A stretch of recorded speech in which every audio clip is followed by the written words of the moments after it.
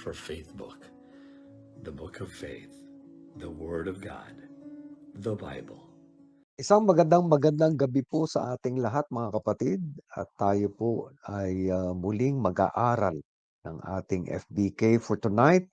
And for tonight, ang text po natin ay nasa Isaiah chapter 9 verse 6. Isaiah chapter 9 verse 6 at sinasabi po, verse 6 and 7 rather. No? At sinasabi po dyan mga kapatid, aking babasahin sa Ingles.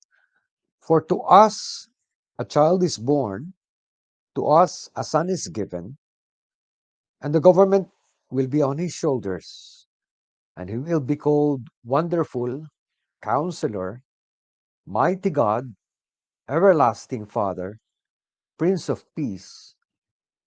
And of the greatness of his government and peace there will be no end.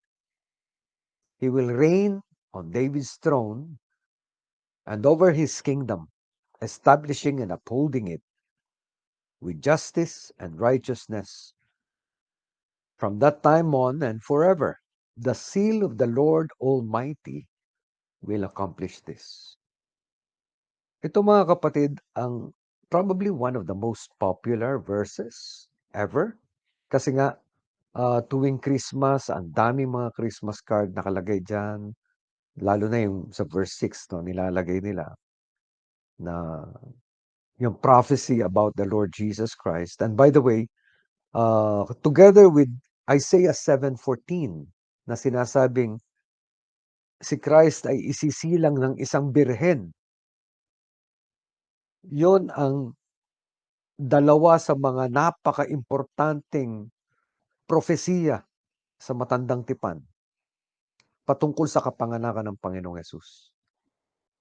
Ito yung propesiya na nagbibigay ng dakilang pag-asa sa lahi ng Israel sapagkat yun yung kanilang pinakaiintay na darating na Mesayas o tagapagligtas na talagang tutupad ng lahat ng pinangako ng Ama, ng Diyos Ama sa langit sa bansa ng Israel. Sa katunayan, hindi lamang sa kanila ipinangako yan, kundi sa sangkatauhan. Kaya nga, ito yung dalawang napaka-importanteng mga bersikulo na pinapakita sa atin na hindi ordinaryong tao yung isisilang ni Maria. Na ang isisilang ng Birhing Maria is actually, yes, buong-buo siyang tao, 100% siyang tao, ngunit katulad nga ng sinabi sa original na lingwahe, papangalanan siya in the Hebrew tongue, ang ginamit na pangalan is Emmanuel, ibig sabihin ang Diyos na kasama natin. And then, klarong-klaro, sinabi nga sa Isaiah 9:6, ang pangalan na itatawag sa kanya, apat na pangalan na binigay sa atin, Wonderful Counselor, Mighty God, Everlasting Father, and the Prince of Peace. Alam niyo mga kapatid, yung Wonderful Counselor at yung Prince of Peace, maaring ilapat nating pangalan o tawag sa isang tao. Isang tao na mahusay magpayo, tawagin natin Wonderful Counselor siya. Isang tao o isang hari, isang pinuno na mahilig sa kapayapaan at nagbibigay ng kapayapaan, sabihin natin is a man of peace. He's a Prince of Peace. Ngunit in the Bible, never na tinawag ang tao na Mighty God or El Gibor in the Hebrew. The name El Gibor is reserved only for our Yahweh God. Everlasting Father is only for God. Yung yung yung Hebrew na ginamit diyan, ad-ab, everlasting Father, ibig sabihin walang hanggan.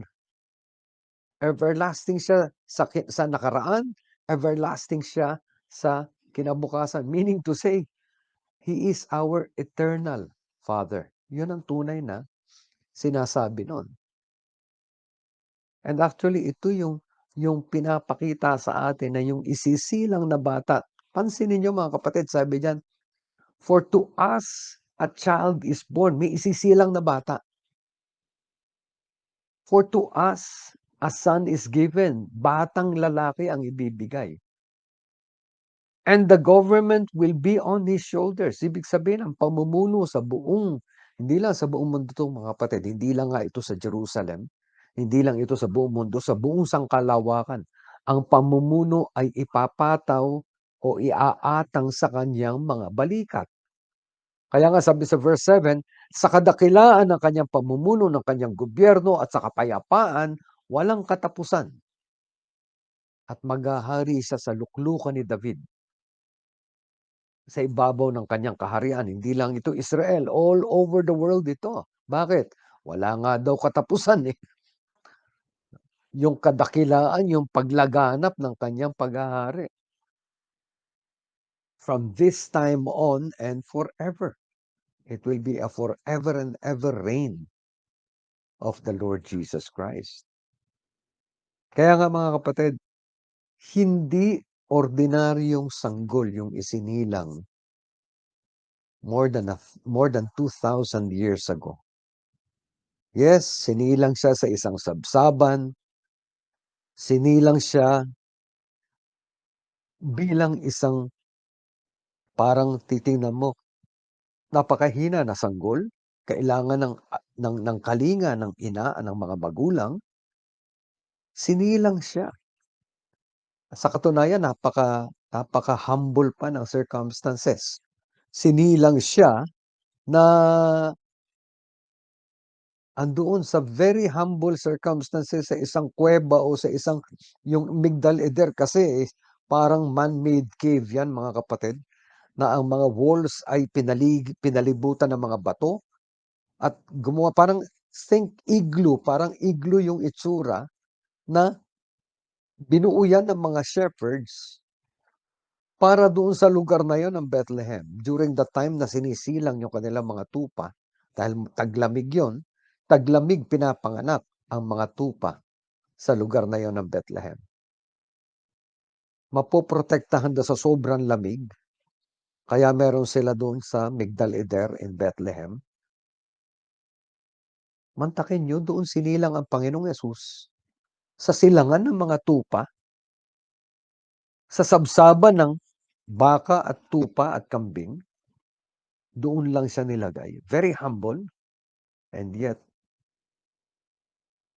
man did not know na yung sinilang na sanggol na yon is the mighty God, the everlasting Father. Siguro isipin nyo, ba't tinawag everlasting Father? Ang Ama nasa langit noong time na yon. Hindi ba sabi ng Panginoong Yesus, nung tinatanong sa kanya in John chapter 14, tinatanong sa kanya nila Philip, tinatanong sa kanya nila Thomas, ano sabi niya? If you have seen me, you have seen the Father. Pag nakita niyo ako, nakita na niyo ang Ama. Bakit? Nasa kanya ang Ama. Kaya nga, sabi niya, para makilala mo ang Ama, kinakailangan makilala mo ang anak. Yun lang ang paraan na makikilala mo ang Ama. At siya lamang ang paraan na malapit tayo, makamit natin, hindi lang yung pagkakilala sa Ama, yung pakikisama sa Ama. Kaya nga po mga kapatid, in this season of Christmas, let us always remember that God Himself, ang Diyos mismo, ang bumaba sa lupa, dumating sa lupang ito para tayo ay kalingain mula sa ating kasalanan, mula sa ating pagkasadlak sa kahirapan, upang tayo ay bigyan ng katubusan mula sa ating kasalanan. Bigyan tayo ng kaligtasan mula sa hatol ng impyerno. At bigyan tayo ng paraan na tayo ay makapiling niya sa langit. Siya mismong gumawa ng lahat ng paraan. Sa katunayan, wala tayong naiambag doon. Ang tanging magagawa lamang natin ay katulad nga ng sinabi sa Juan 1:12 at 13, ang lahat ng sa kanya ay nagsitanggap ay binigyan niya ng karapatan, ng kapangyarihan maging anak ng Diyos. Sa makatuwid ang lahat ng nagsisampalataya sa kanyang pangalan. Na itong mga anak ng Diyos na to ay isinilang, sabi sa versikulo 13. Hindi sa laman, hindi sa dugo, hindi sa kagustuhan ng tao, kundi isinilang ng Diyos. Pantakin niyo yun. Si Kristo ay ang Diyos na nagkatawang tao upang tayo ay isilang sa pamilya ng Diyos. Napakaganda. Mga kapatid, sa araw ng Pasko, sa panahon ng Kapaskuhan, alalahanin natin, gayon na lamang ang pagsinta sa atin ng ating Ama sa Langit, ng ating Diyos sa sangkalawakan, na binigay niya ang kanyang bugtong na anak, ang Panginoong Hesus, na kung tayo ay magsampalataya sa Kanya, sumampalataya sa Kanyang pangalan, sa Kanyang kadakilaan, sa Kanyang pag-ibig, hindi tayo mapapahamak kailanman. Bagkus magkakaroon tayo ng buhay na walang hanggan. Purihin natin ang Panginoon sa tunay, sa katotohanan na kahulugan ng Kapaskuhan. Tayo po'y manalangin. Let us pray. Father in heaven, salamat Panginoon, sapagkat alam namin na ang tunay na kahulugan ng Kapaskuhan ay ang dakilang pag-ibig nyo. Pag-ibig nyo para sa aming mga makasalanang tao. Pag-ibig nyo para sa mundong walang pag-asa maliban sa inyo. Pag-ibig nyo sa mga makasalanang tutungo ng impyerno kung hindi kayo kikilos. Salamat sapagkat kumilos kayo. Salamat sapagkat dumating ang Panginoong Hesus. At siya ang tumanggap ng parusa namin. Siya ang tumanggap ng sumpa ng impyerno upang hindi na kami pumunta doon. Tinanggap niya ang buong kaparusahan, ang buong bigat ng sumpang ito upang kami na inyong mga minahal ay makapiling nyo sa langit. Sana po, Panginoon, ang mensaheng ito ay talagang maging totoo sa puso ng maraming tao. Sana po, Panginoon, talagang pahalagahan namin ang pagdating nyo sa mundong ito sa pamamagitan ng inyong anak. Ang pagtubos nyo sa amin sa kasalanan. Ang pagbigay nyo sa amin ng buhay na walang hanggan. Salamat sa tunay na kahulugan ng Pasko. Ito po ang aming samot dalangin sa matagumpay at maluwalhating pangalan ng Panginoong Hesus. Amen at amen.